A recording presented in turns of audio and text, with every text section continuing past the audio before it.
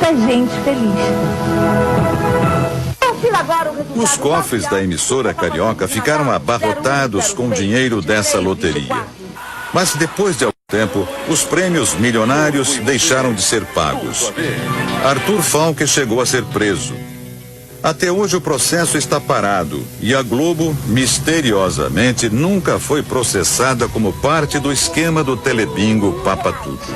Papai Noel, o seu Natal milionário. Mistério também na compra do Projac, o centro de teledramaturgia da Globo. Para a construção do seu complexo, a empresa pediu emprestado 40 milhões de dólares dos cofres públicos, um ato ilegal. Como permissionária de um serviço público, a empresa não poderia obter o empréstimo. Foi o que determinou o parecer técnico do próprio banco. Mesmo assim, o dinheiro saiu dos cofres da Caixa para os cofres da Globo. A história da Rede Globo é recheada de casos nebulosos. No topo da lista está a até hoje mal explicada compra da estação em São Paulo. Essa história começa na década de 50.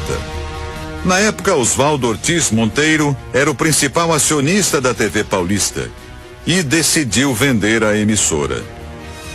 O empresário Vitor Costa Petralha foi o comprador. Só que ele não chegou a ocupar a cadeira de presidente. Vitor morreu antes da transferência ser realizada, ou seja, no papel tudo ficou como estava.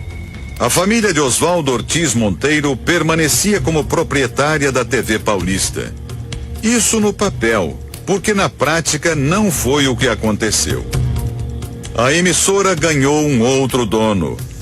Foi o filho de Vitor Costa quem assumiu o comando da TV Paulista. E foi ele que em 1964 vendeu a TV Paulista para Roberto Marinho. O chefão da Globo comprou a emissora de um homem que não era dono dela. Este jornalista confirma toda a história. Carlos Newton conta que a investigação da compra da TV Paulista começou no final dos anos 90, depois da morte de Oswaldo Ortiz Monteiro, o dono de fato, que não chegou a formalizar a venda para a família Costa. Os herdeiros começaram a manusear os documentos e descobriram que não havia nenhum documento sobre a venda da TV Paulista para Roberto Marinho. Eles então procuraram a TV Globo e pediram que a TV Globo exibisse os documentos. A TV Globo não os atendeu. Eles então vieram ao Rio de Janeiro e entraram com um processo, uma ação de exibição de documentos que comprovariam a compra da TV Paulista por Roberto Marinho.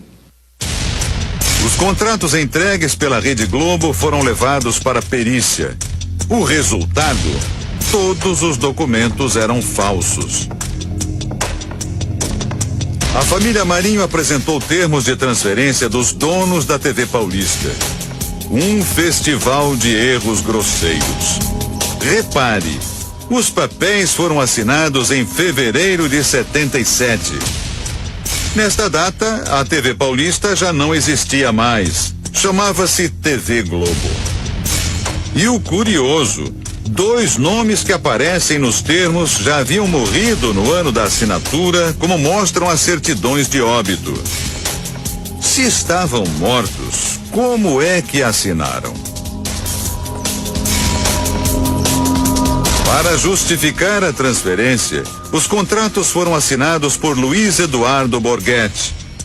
Borghetti era funcionário da Rede Globo e, pelo documento, ele teria recebido dos proprietários da TV Paulista o comando das ações.